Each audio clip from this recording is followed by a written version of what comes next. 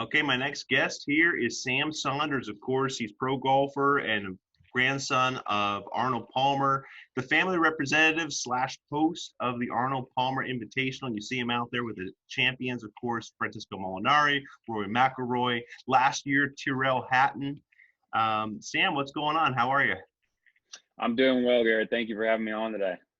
For sure, man. Well, hey, I'm looking ahead to this year, and I know you guys have talked about having some limited fans. What are you thinking about that in terms of the excitement level of having fans again? Oh, it's great. We were so fortunate, I guess, last year to be the last event with a full, attendance before the pandemic happened, and to see how everybody has fought through and brought sports back to life and really, made incredible efforts to make it, still something that people can watch and enjoy. And now to get to have the Arnold Palmer Invitational again this year and be able to have some form of fans there is great. I know, it's not going to look exactly the same, but I know that a lot of great efforts are being made so that it's as big and impactful an event as it can possibly be. I mean, despite not having full fans, I know that the charitable impact and hopefully the experience for the players and fans that are there is as memorable as ever.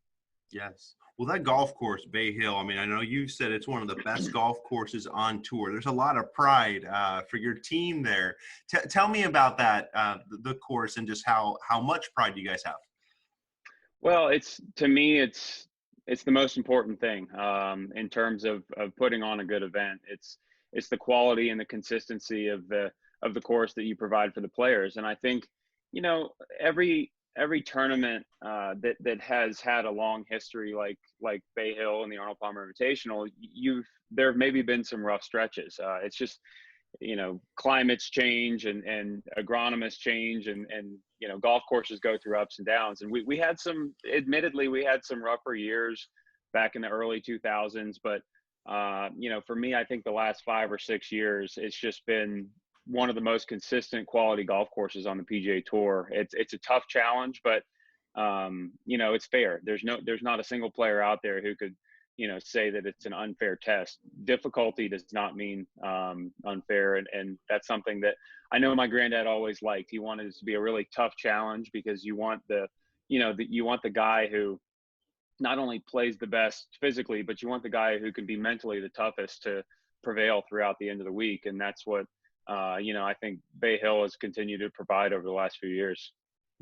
And you've also talked about feedback in the past, really wanting to hear from the players, because oftentimes you'll tee it up in that event. You want to hear from the players. Okay, what's the dead honest opinion? What do you like? What do you don't like? And how is that back and forth been?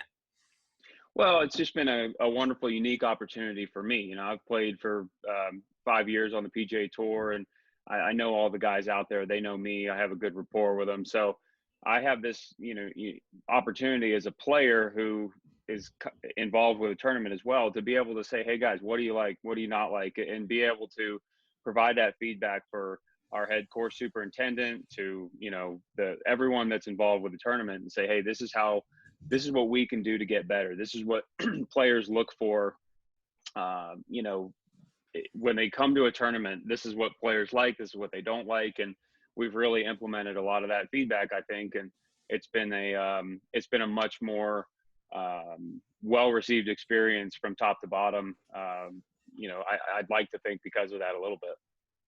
Yes, I'd imagine it would be. Well, for you right now, what is the status of your playing game? I know you've talked a little bit about injury here. Where are you kind of looking at in terms of these upcoming future?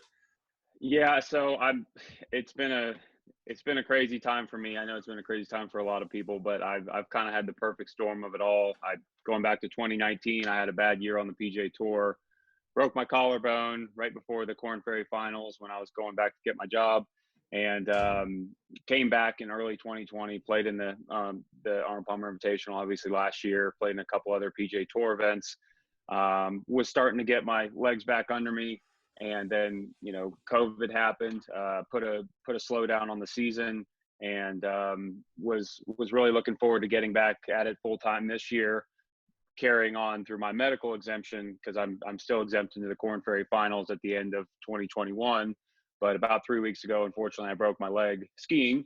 out here in Colorado. So it's just I was actually getting ready to go play in the AT&T Pebble Beach Pro Am, which is happening this week.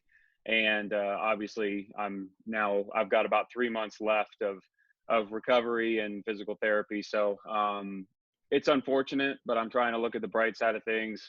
It was a freak accident doing something that I love to do with my family, and it could have been a lot worse. I didn't tear any ligaments, so I'm looking forward to being back full swing by May 1st is my goal, and I'll get out there, play some Korn Ferry events, hopefully play some PGA Tour events, and be ready to go back to the Korn Ferry Finals in August, and get my PGA Tour card back full time, and I look forward to the best part of my career coming up, because it's got to happen. I've never been satisfied with where I was. It was great to play for 5 years on the PGA Tour, but I'd like to start winning and seeing how good I could possibly get. Mm. And where does that drive come from? I know your experience now you built up over these last few years, but where does that desire come from? Getting knocked down, honestly. It's easy to think that playing on the PGA Tour is, just what you do. And I took it for granted, to be honest. Maybe my fifth year, 2019, I wasn't healthy at all. I was really struggling, and I was getting tired of the travel. I have 2 young kids, and it was wearing me out. And admittedly, I took it for granted, and I really struggled because of it, and started thinking of, well, what else can I do? And having broken the collarbone and now my leg, and been out because of the changing. I see all these guys out there, my peers, my friends, playing and competing, and I miss it more than I ever thought I could. I just want to play golf right now. I'd give anything to be able to go out there and play 36 holes just for fun, because I can't even walk at the moment. So it's inspired me to not only get back and work hard at my game. I've taken care of myself, and I'm in, still, despite my current situation, in the best shape of my life, and really looking forward to getting back out there and working hard, because it's just it's something I'll never take for granted again. I mean, when I meet other people and other friends, they ask, what do you do for a living? And I tell them I play professional golf, and I've never met another guy out there that doesn't say, wow, I wish I did that for a living. So I know I'll never not count my blessings again for being able to play. And now I just want to get back to the PGA Tour and see how good I can get. Yes. Well, you talk about your kids and your wife, and when you guys are able to spend time, you're in Colorado now, when you guys are able to kind of take your mind off of work and other things like that, like what do you enjoy maybe when it comes to, I don't know, Amazon Prime shows? Or I know you're a big outdoors family, so what kind of outdoors things do you like? Yeah, I mean, I'm not a big TV guy. My kids, I argue with them every day about playing video games. I try to get them off and get them outside. I don't believe in it. I think kids should be outside playing. So, for us, we were skiing. We live back here in Colorado now, and really the main reason we live here is because we love the outdoors. We love hiking, biking, skiing, camping, and those are, if I was, I mean, they're going to have a hard time keeping me off of the mountain as it is with a broken leg. But no, the silver lining in all this is we've gotten to spend so much quality time together as a family. We were on the road this summer for 8 weeks in a Airstream trailer, camping. We drove from Florida to California all the way back, and just had incredible adventures. So, right now it's a little tough because it's winter time, and but even though I'm not skiing, we're going to go up to the mountains the next couple weekends, and my wife and kids are going to get back out there and hit the slopes a little bit, and I'll hang back at the hotel or at a house and cook dinner for everyone, and just make the most of being outside and enjoying everything that Colorado has to offer, or anywhere we go. We just love getting out and enjoying the outdoors. Definitely. Yeah, no, it sounds like it. Well, it's interesting. As your kids are getting a little bit older, they are young now, but as they're getting a little bit older, do you ever think back to like conversations with your grandpa, Arnold Palmer, just at their age, you know what I mean? Just kind of seeing yourself in them at all? Mm-hmm. Absolutely. I think I think I probably am more like my grandfather was to me sometimes than even my dad was to me, because I'm pretty hard on him sometimes, and my granddad was pretty hard on me, in a good way. When I was, so my older son's 12 and my younger son's 7. My 7-year-old, he's real good little skier, but he's not really dive into sports yet. My 12-year-old's a big kid, great athlete, and he's gotten into golf a little bit. But the one thing that neither my granddad nor my father ever did was push me too hard to make me play golf.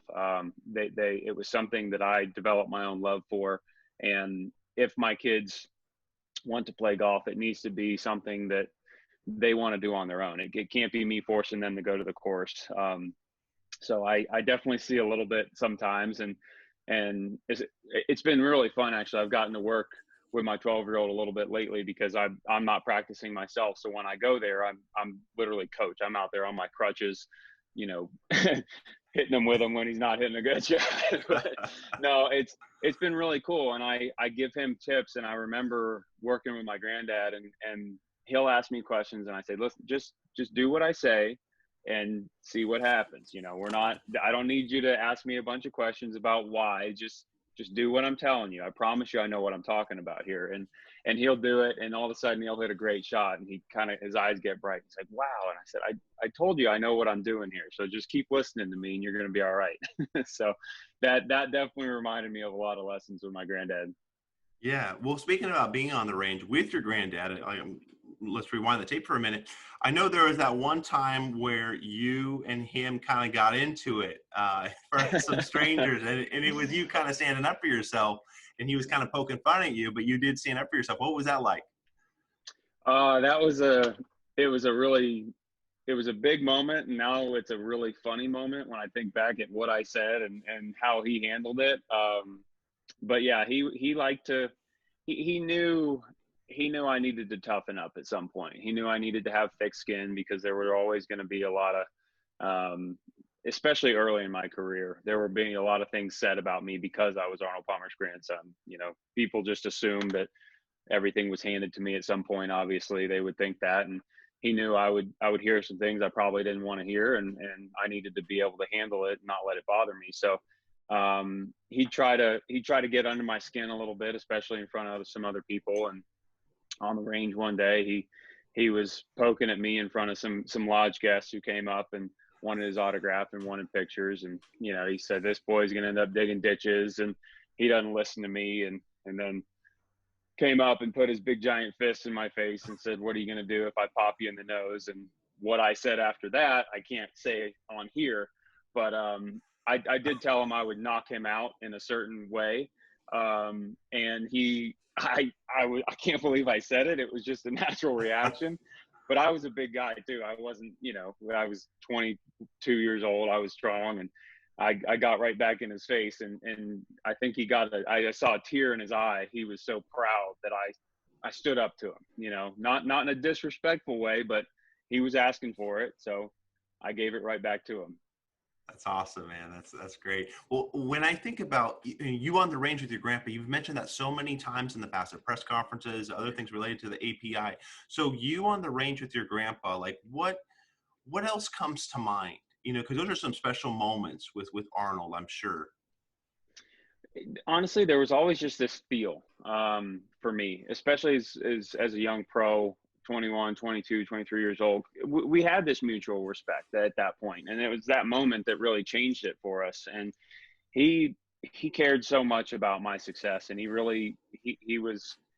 It took him a long time to say he was proud of me. It's not something he did very often, but once he did, I could feel it. I knew he was, and it meant the world to me. But those times on the range when he'd be standing back there watching, I was so deliberate in everything I did, because I knew he was paying close attention, and I wanted to do all the things that he had taught me. I wanted to make him proud. So,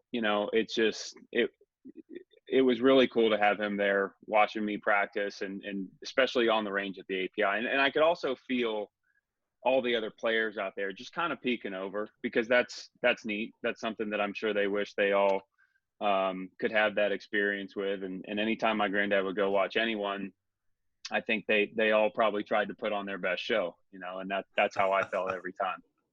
Interesting. Well, speaking of your granddad, kind of spending time on you, and you feeling his pride for you, 1999, you were playing there as a 14-year-old with Peter Jacobson as, I guess, the flag bearer, if you will, with Peter being there with you. Yeah, I was the spotter on Sunday. Yeah. Man, what was that like for you, your introduction to API? Well, it's funny because as a 14-year-old, I loved when the tournament came, but I also hated it because I couldn't practice at Bay Hill for the week. And not, you know, I was glad the tournament was there, but I always wasn't. I hated missing a day. I wanted to practice every single day as a 14-year-old. I would always miss a couple days that week. I'd go over to Metro West and hit balls when my parents would take me over there and they had time. But that week it was always tough. And Saturday night, I get my dad called me and he said, not Arnold Palmer, not my grandfather, my dad, Roy Yeah. called me and he said, "Hey, do you want to play golf tomorrow?" And I said, "Yeah, great. Where are we playing?" And he said, "You're going to play at Bay Hill." And I didn't understand. And they said, "Yeah, Peter Jacobson's going out first off because he's a single, and he asked if you would be his spotter." And I guess my granddad asked, you know, well, Peter was being nice and he said, you know, "Mr. Palmer, is there someone that you'd like me to play with as a spotter? Is there any, you know, special guest that I could entertain out there? Because it does, you know, Peter, it doesn't matter. I'm the first guy off. I'm in last place." And my granddad said, "Yeah, why don't you play with my grandson?" And Peter said, "Isn't he like 14 years old? And there's no way he's going to be able to hang out here." And I remember that day I remember almost every hole, and how I was also just blown away with how well Peter played that day, because it was a tough test of golf, and he shot 69, played incredibly well. But I hung in there, and I think I surprised Peter with not only how far I hit the golf ball as a 14-year-old kid, but just how much I could do out there. And it was a memorable day, and something that, you know, I'm forever grateful for my granddad, really, for allowing me to do. Yeah, and he was right there down the middle of the fairway a lot of times, just really following your every move. Yeah, absolutely. Yeah, I remember being on the 18th hole, and he's sitting right there in his cart with, on the 16th tee watching us, and I hit my drive up the right side of the fairway, and hit a 7-iron to that back right Sunday hole location. I hit a 7-iron to about, 10 feet just underneath the hole. And, it was just an incredible day and a special experience. And it really was an introduction to what PGA Tour golf looked like. Even though I was 14 years old and I was a really good player, you really don't have a concept as to what playing in a PGA Tour event looks and feels like versus what, any tough golf course is on a given day. Interesting thought there. Well, I think about Arnold and following you there on the golf course. I was lucky to be there in 2016 when you were paired with Maverick McNeely and also with Ryan Ruffles, and you guys were there on that first round. And what was that like? The whole back nine, your grandfather's out there following you guys. It was incredibly special. I remember when I got that pairing, and not that I was old, but compared to Maverick and Ryan, I literally felt like an old man out there. And I said, "This is strange. I'm the grandson, and everybody, but I'm playing with these two kids that, if I was 5 years older, I could be their dads." But they were good sports, and obviously it was a big situation for them, and they were very grateful. I think some people could have looked at it as being a little distracting. My granddad was literally driving down the middle of the fairway watching us, and I felt like, oh gosh, I hope he's not making them nervous. I was kind of used to it at that point, but none of us were playing particularly well. And I remember walking down the 13th fairway, and it was just a unique situation because he wasn't just kind of inside the ropes. He was driving down the middle of the fairway in his cart, right behind all of us. And I said, "Guys, I hope you're enjoying this." And they both just kind of looked at me with these big smiles on their face and like, "Are you kidding me? I mean, we're playing at the Arnold Palmer Invitational, and Arnold Palmer is driving down the fairway watching us play in a PGA Tour event. It doesn't really get any more memorable than this." So they handled it well, and it was something that, only he could have done. Mm. Could you sense, because this was obviously the last Arnold Palmer Invitational we would have with your grandfather alive there, 2016 was the last one. But could you sense that pride that you've mentioned in the past? Could you sense that pride as he was watching you? Because I know Peter Jacobson joined on 16. He grabbed Arnold's arm, and Arnold didn't even flinch. He kept locked in, watching you on 16, the par 5. Could you sense that? Yeah, as I mentioned you earlier, it took a long time for me as a player, and really as a young man, for him. I know we've all heard the stories. His dad, Deke, was tough on him. We didn't say things like, I'm so proud of you of what you're doing. And it took a long time for my granddad to say that to me. But I know in that moment I had established myself as a PGA Tour player, and just having him watch me do what I do out there. And I didn't play great. It wasn't like I was out there playing my best golf, but I think the sense of pride of, for him to say, you know what, he's finally made it out here on his own. This isn't, he's not just, a sideshow as a sponsor exemption every week anymore. I was a full-fledged PGA Tour player, and I think he was proud because he knew it was tough. Despite some of the great opportunities I had, it was tougher in a lot of ways too. And I think he knew that, and he tried to set me up for it. So he was proud of the fact that I got there on my own, and he was able to watch me kind of do my thing finally. Yeah. Well, you mentioned you don't really say, "Hey, I'm proud of you," but it took a while for him to finally say it. When did he finally actually say it? It was probably, I was probably about 23 or 24 years old. But that goes back to him working with me as a 12, 13. I mean, I was a kid, and that's just, he would watch and he'd make small comments, but he didn't say a whole lot. And once we had that, mutual respect for each other, we became friends. I mean, we really did. I was probably 22 years old, maybe 21, when we really started to become friends. And that's going back to, 2010 and 11. So those last 5 years of his life were really special for me. And I think they were special for him because he got me and I got him. We did the same thing for a living. I mean, I literally stayed in we talked about stuff. I stayed in some of the same hotels he stayed in, and had some of these same experiences in some of these towns. We were talking about Panama one time, staying in the same hotel down there, and just traveling around and knowing and understanding that life, even though it's a lot different today than it was when he was playing on the tour. We had enough in common that we had this great relationship. And then once I made it on my own and got out there, he saw how hard I worked, and he knew it was tough for me. So I think that was what was that moment for him when he said, "Hey, I'm proud of you," because he understood that I didn't quit. There were times there going back to 2000, really, I guess it was like 2012, 13. I was still playing on, it was the Nationwide tour back then, or web.com tour. And I wasn't ever sure if I was going to make it to the PGA Tour. It was frustrating. It was a challenging time for me, and I finally got through it. And by 2015, I was a full-fledged PGA Tour player and played for the next 5 years out there. And he got to see that. He got to see me go from, a guy coming out of college trying to make it as a pro, to a guy who got, on the Korn Ferry Tour, had some success there, but then fought through another challenging time and finally made it to the PGA Tour on my own. And it was a proud moment for him, I think. Yes, a lot of pride. Well, with Arnold Palmer, what do you want golf fans to really kind of remember about him now, as we are 5 years after his passing? Gosh, just his, man, it's so tough because so many great things. There's so many great stories and people that continue to tell his great story, but it would just be his positive attitude, his positive impact, his ability to give back.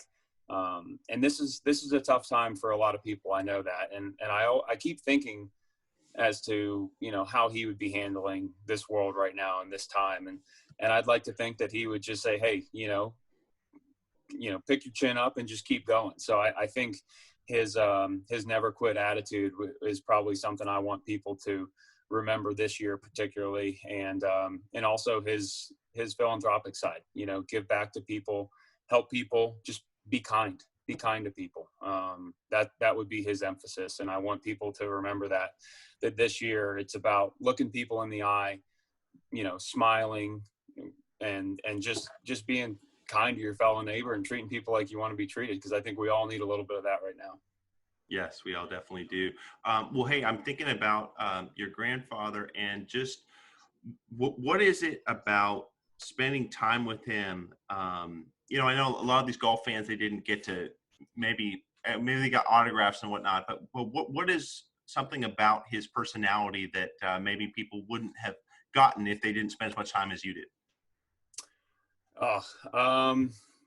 He had a really good sense of humor, honestly. He enjoyed being one of the guys sometimes. You know, I some of my fondest memories are sitting down there in the locker room with him, and some of his good buddies playing cards, obviously having a drink, and telling some good stories. You know, I think people would have really appreciated his good sense of humor. It was pretty dry sometimes, but he always had a really good delivery on his. He didn't tell jokes. He wasn't a big jokester like that. But when he hit you with something, it was good. There was a lot of quality to his humor. There wasn't a ton of quantity, but the quality was always good. Well, give us an idea here. I mean, there's got to be some amazing one-liners from over the years. Oh God, I don't know about one-liners and or delivery on something funny. I can't even think of it. But there were just some good stories, and there was one particular story where he and Dow Finsterwald were coming back from some charity event, and they were going down from Orlando basically to the West Palm area, and they were in a limo together going to the next thing, and they had and there was another guy there, I can't remember who it was, but they had some drinks on the way down, and they were staying on the Intercoastal. Well, they decided there was a boat there, and they went out late in the evening on this boat, and one way or another they got stuck on a sandbar. And again, the way he tells the story was just incredible, but somehow they ended up stuck there, and the only way they could get saved was for Dow to, for some reason, lit his pants on fire and put him on a stick, and got rescued from a sandbar out in the middle of the Intercoastal, you know, among the residential area there. So, you know, they had a good time, you know, and that's something that, you know, I think a lot of people don't really realize about that era of when they played, is the camaraderie between players, and the friendships were really solid because players were forced to travel together. You know, they weren't all flying on their private jets from one tournament to another, and they drove a lot. They caravan. They went to dinner together with families, and it definitely provided a lot of good friendships for them out there. And I know when I think about, you know, Dow Finsterwald particularly, because he was a guy who lived at Bay Hill, and you know, they were lifelong friends there, and they certainly could tell some good stories. And the best thing is when they told a story, everyone in the entire locker room would pay attention. Even people that didn't know him, they would kind of just try to lean an ear over there and get in on this story. So they were good friends, and certainly had some good times. Well, you talk about Dow. There's so many people. I know Kelly Tillman, Jimmy Roberts, people that are involved with Bay Hill. But the friendships of golf, you know, Beyond the Clubhouse, my podcast, is so much about the friendships we all make from golf. So who are some of the friends that come to your mind because of the game? Well, I memean, a lot of his, you know, nearest and dearest friends are people that, you know, maybe they weren't professional golfers or TV stars, but, you know, I think about just his group of guys down at Bay Hill. You got Bill Dameron, who, you know, Robert Dameron played on the PGA Tour, and Bill Dameron was his father. He and my granddad very good friends. Bruce Walters, another one of his good buddies, and then Dick Ferris, former CEO of United, board member with my granddad out at Pebble Beach. Just these guys all had a connection through golf, and they ended up having business relationships sometimes, but golf is what brought them together. And these are guys who spent endless hours with them, and really personal time that a lot of people didn't get to spend, and their friendships were, they were close with them till the end. And it's tough. I remember, the environment at Bay Hill certainly changed sometimes for those guys when my granddad wasn't around anymore. And it's tough. It's tough to see the changing dynamic there, but I know that those guys were friends for life, and they definitely valued each other's relationships, and to be able to be treated normally. I think that's something that, my granddad being such a superstar in a way, it was hard for him to have genuine friendships with people who just liked him because of him, not because of being the golfer or the pilot or, the TV star. It was, they were friends with the guy, and that's what he appreciated about guys like that. And, lifelong memories for sure. Definitely. Well, as we wrap up here, I'm just curious, like, what do you miss most about your grandfather, Arnold? Just getting to talk to him, getting to see him. It's been a tough time for me, wanting to get back to the game, being hurt, and just being in an interesting world we're in right now. And I would value his wisdom a lot right now. I wish I could pick up the phone and give him a call, and I think he would really help me stay positive and stay tough during these times. And even though I'm not able to talk to him or see him, I can draw back on so many good conversations we've had, and valuable lessons he's given me to keep going, and to inspire myself to get back where I should be. So gone but never forgotten is what they say. Yes. Well, you're going to be obviously in the role there as a family kind of host, if you will. You had a better word for it. Family representative. Okay. Family representative. But you're injured. We can call it host. Okay. But you're injured. So it's going to be an interesting dynamic here in the lead into this Bay Hill. What are you looking forward to? Well, I mean, again, silver lining. I love playing. I wish I was playing this year. But it's hard because when I'm playing, I really want to focus on trying to play my best. So I try to do as much of the other stuff as I can. But at the end of the day, I'm far more focused on my own game. So this year, to be able to really focus on, the tournament and my role, and trying to promote the Arnold Palmer Foundation, the Arnold Palmer Invitational, and just really make it as quality event as I possibly can with my role. It's going to be nice, and to get to interact with the players and really talk to them all, go around, see, just see how everything's going. I honestly, what I'm looking forward to the most is just, and hopefully I'm not on my crutches at that point, but I'm looking forward to limping around the range and just talking to all the guys. I mean, I miss all my friends. I miss my peers and getting to play golf with them week in, week out there. So looking forward to seeing some familiar faces, and then, like I said, just getting some good feedback from everybody. And, hopefully I can do some TV stuff and talk about, what we're trying to do there down at Bay Hill, and, what the future of the Arnold Palmer Invitational looks like. Cause I can tell you it's very bright. We're not just sitting still. If you're not moving forward, you're moving backwards. And there are a lot of really great plans in place to not only enhance the Arnold Palmer Invitational, but just enhance the whole experience down there at Bay Hill, and provide that world-class experience, not just for the players during the PGA, during the week of the PGA Tour event, but, as a place that anybody can go and play and experience Bay Hill, but also experience the memory and legacy of Arnold Palmer. Yes. Well, I'd be remiss, because when you talk about Arnold Palmer Invitational, everyone always sees the footage of 2004, the driver off the deck. You were caddying for Arnold. That was his last one he played in. What was that moment or those last few holes like? Oh, it was great. Just to see the complete adoration that the fans had for him. I mean, what's funny is he wanted to play well, and he always walked that line of enjoying it to being embarrassed. And I remember him, his biggest thing was he didn't want to embarrass himself, and he took a lot of pride in playing well. But I mean, he was a lot older, and it was tough at that point. But in that moment, gosh, my favorite part about it was he kind of forgot about embarrassing himself there, and it was more about he wanted to impress me, because I was a good player, and I didn't think he had that shot, so I tried to call him off of it, but he gave everything he had to impress me in that moment, and I think that's why you saw that big smile on his face, because he knew he did. What do you mean you try to call him off? He's like driver. You're like, what? I said, no, you hit driver, you're going to slice it into the water. I mean, we're hitting off of a concrete fairway right now. It's a tight lie. There's just no chance. But he got a lot of right hand in that thing, and was able to turn it over, and it was a great shot, absolutely. But I know he was proud to pull it off.